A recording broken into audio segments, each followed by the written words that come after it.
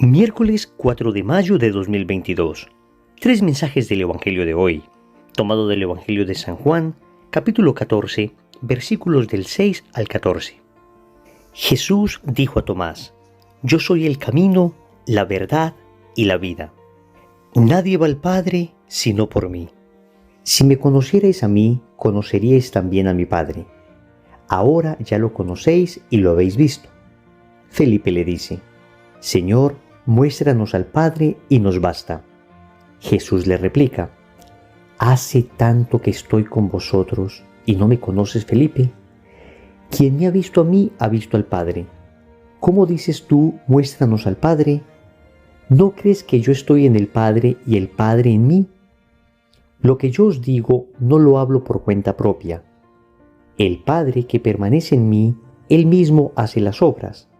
Creedme, yo estoy en el Padre y el Padre en mí. Si no, creed a las obras.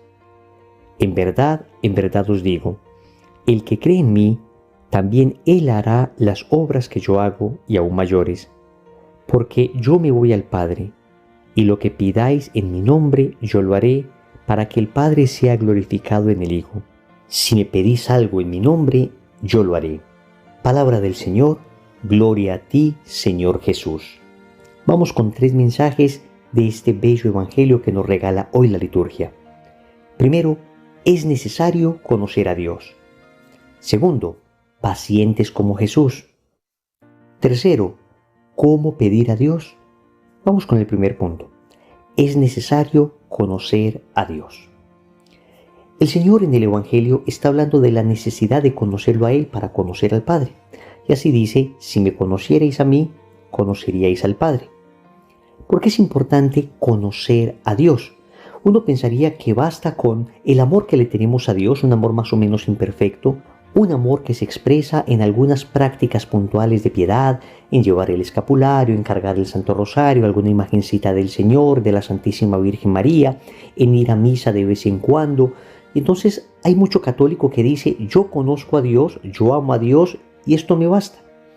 La verdad es que lo primero que tenemos que entender es que Dios es inabarcable. Es decir, por mucho que creamos conocer a Dios, siempre será más lo que nos faltará por conocerle. Entonces, eso de andar diciendo yo conozco a Dios es algo que deberíamos decir con muchísimo cuidado, con mucha cautela, porque repito, siempre será más lo que desconoceremos de Él que lo que conocemos. Alguna vez un amigo me decía que lo que nosotros conocemos de Dios, aunque juntáramos el conocimiento de los más grandes teólogos de la historia, es más o menos lo que un niño conoce de su papá cuando lo dibuja en una hoja. Y créanme que por experiencia lo sé.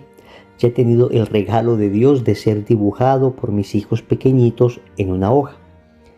Lo que hacen de uno es unas figuritas bastante elementales. Y mis hijos creen que ese es el papá.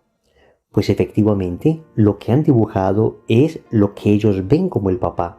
Y yo no puedo decir que no tiene nada que ver con el papá. Pero si somos honestos, falta mucho todavía por conocer al papá. Lo mismo nos pasa con Dios. Es mucho más lo que desconocemos, repito, que lo que conocemos. Y lo que sabemos de Él es apenas una figurita aproximada de lo que Él en realidad es. No digo que no sea cierto lo que sabemos de Dios. No digo que no podamos tener acceso a Él. Si Dios nos hubiese dejado sin acceso al conocimiento de Él, entonces sería imposible amarlo, porque en realidad nosotros amamos lo que conocemos, y luego cuando amamos, entonces servimos. Ese es más o menos el orden siempre. Primero conocemos, luego amamos y luego servimos. Entonces es bastante importante dedicarnos a conocer a Dios. Hay que hacer un esfuerzo por conocerlo cada vez más. ¿Cómo se hace esto? Formándonos, queridos amigos, formándonos. Hay que darle tiempo a la formación católica. Gastamos mucho tiempo en el televisor, mucho tiempo en el internet, mucho tiempo en nuestro celular, y cuán poco conocemos a Dios, cuán poco nos esforzamos por formarnos adecuadamente. ¿Cuántos libros espirituales nos hemos leído en este año? ¿Cuántos libros de la Biblia ya conocemos? ¿Cuántos programas espirituales, cuántos cursos católicos hemos hecho en el transcurso de este año? Debemos dedicarnos a conocer a Dios. Y obviamente en ese conocimiento la Santa Biblia juega un papel protagónico. Debemos estar enamorados de la palabra de Dios. Ese tipo de meditaciones diarias nos deben llevar a eso, a tener nosotros un contacto con la palabra. No basta que escuchemos estas meditaciones, tenemos que arriesgarnos a tener contacto directo con la palabra y pedirle al Espíritu Santo que nos ilumine, que nos muestre qué nos quiere decir esa palabra. Pero también está la Santa Eucaristía.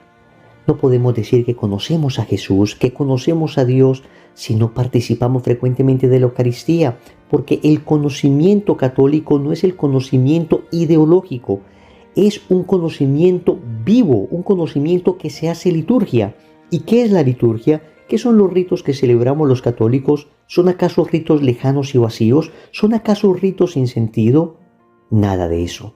La liturgia no es otra cosa que llevar a la vida eso que hemos conocido. Llevar a la vida y celebrar eso que hemos conocido, eso que nos ha enamorado. Y por supuesto, la oración de intimidad, el contacto con el Señor en la adoración del Santísimo, en la intimidad del hogar, en tu cuarto, en tu altar, a solas, tu diálogo íntimo con el Señor. Todo esto hace parte del conocimiento. Es necesario dedicarse a conocer a Dios. Es necesario sacarle tiempo a la formación, a la liturgia, a la oración. Segundo, pacientes como Jesús. Jesús es Dios y en cuanto a Dios tiene todas las virtudes, pero indudablemente una que tuvo que practicar permanentemente mientras estuvo con sus apóstoles fue la virtud de la paciencia. El Señor ya llevaba años con los apóstoles, ya les había formado, ya les había proclamado la doctrina, ya habían visto los milagros, ya les había hablado de la unidad que Él tiene con el Padre. Y el apóstol Felipe le pregunta como si no hubiese entendido nada, muéstranos al Padre. Y Jesús le responde, hace tanto que estoy con vosotros y no me conocéis. Imagínense la paciencia que tuvo que tener Jesús con sus apóstoles. Y en vez de tratarlos mal, en vez de hablarles con dureza, en vez de decirles que ya les había explicado y no lo iba a volver a hacer, qué bondad, qué ternura, qué amor con el que Jesús vuelve a explicar las cosas. Jesús es un ejemplo de paciencia para nosotros. Jesús es la paciencia misma encarnada. Y yo creo que una virtud que necesitamos bastante en estos tiempos tan agitados como los que vivimos es la virtud de la paciencia. Y déjame decirte que hay una diferencia entre una virtud y un don. Los dones normalmente los recibimos directamente de Dios sin ningún esfuerzo por nuestra parte. En cambio, las virtudes deben trabajarse, las virtudes deben ser ejercitadas. Y así, por ejemplo, cuando le decimos al Señor, concédeme la virtud de la paciencia, durante ese día el Señor nos va a poner varios ejercicios de paciencia. Y no sé si te has dado cuenta que cuando más pides paciencia es cuando más oportunidad tienes para ser paciente. Claro, debes ejercitarla y por consiguiente Dios te da ocasión para hacerlo. Eso sí, si le pides paciencia al Señor, prepárate para estas ocasiones, pero también para recibir la gracia de Dios y poder sortear adecuadamente esas ocasiones de paciencia. Pide la gracia, pidamos la gracia. Creo que a todos nos falta algo de paciencia.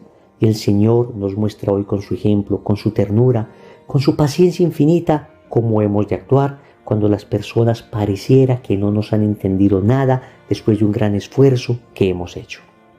Tercero, ¿cómo pedir a Dios? El Evangelio termina con unas palabras de Jesús que deben ser muy alentadoras para nosotros. Si pedís algo en mi nombre, yo lo haré. Miren esto. El Señor nos está indicando cómo hemos de pedir. Hemos de pedir en su nombre. Es cierto que la inmensa mayoría de veces nuestras plegarias a Dios son plegarias de petición. Desafortunadamente, pocas veces damos gracias, pocas veces le glorificamos, le amamos, le exaltamos, pocas veces nos dedicamos a reconocer su grandeza. Casi siempre que oramos es para pedir algo. El Señor, que sabe que nuestro corazón es muy necesitado, nos dice que pidamos en su nombre. La teología espiritual nos ha dicho 3 condiciones indispensables al momento de suplicar algo a Dios. La primera es la humildad. Debemos pedir a Dios con humildad. no como un amo que ordena a un siervo suyo lo que debe hacer, sino como un siervo que suplica al amo lo que necesita. Y así ese tipo de oraciones de exijo el cumplimiento, declaro el cumplimiento, Dios, haz cumplir esto que has prometido, no hagas quedar mal tu palabra. Todo ese tipo de oraciones y expresiones se alejan del sentido profundo de la petición que nos muestra el Evangelio. Debe ser humilde. Y en la humildad sometemos nuestro querer a Dios. Señor, te pedimos esto, si es tu voluntad. Lo pedimos en tu nombre, si es tu voluntad. Si conviene para nuestra eterna salvación y si conviene para tu mayor gloria y honra, si conviene para la salvación de mis hermanos. Pero además de humilde, debe ser confiada. Como un hijo pide a un padre, sabiendo que si esto que está pidiendo le conviene, el Padre con seguridad absoluta lo concederá. Asimismo nosotros debemos pedir a Dios, confiadamente. Le entregamos esto a Dios y sabemos que sucederá aquello que Dios quiera, y lo que Dios quiera es para nuestro bien, aunque a veces no lo entendamos. Atentos. Fe no es creer que sucederá aquello que yo quiero. Fe es creer que aquello que yo quiero sucederá si Dios quiere. Te repito, fe no es creer que sucederá aquello que yo quiero. Fe es creer que aquello que yo quiero sucederá si Dios quiere. Y también debe ser una oración perseverante. Claro que le bastaría a Dios una sola vez que lo pidiéramos para concedérnoslo. Es más, aún sin pedirlo, Dios ya sabe lo que necesitamos. ¿Por qué Dios quiere una oración perseverante? ¿Por qué quiere que pidamos una y otra vez lo mismo? Porque es una manera de mantenernos unidos a Él. Es una manera de mantenernos recordándole. Recuerden que lo que nada nos cuesta, hagámoslo fiesta. Lo que me cuesta poco, no lo valoro. Cuando algo se consigue unido a Dios con insistencia, cómo lo cuido cuando lo obtengo. Humilde, confiada y perseverante. Oremos. Amado Señor, hoy te suplico me concedas el don de tu Espíritu.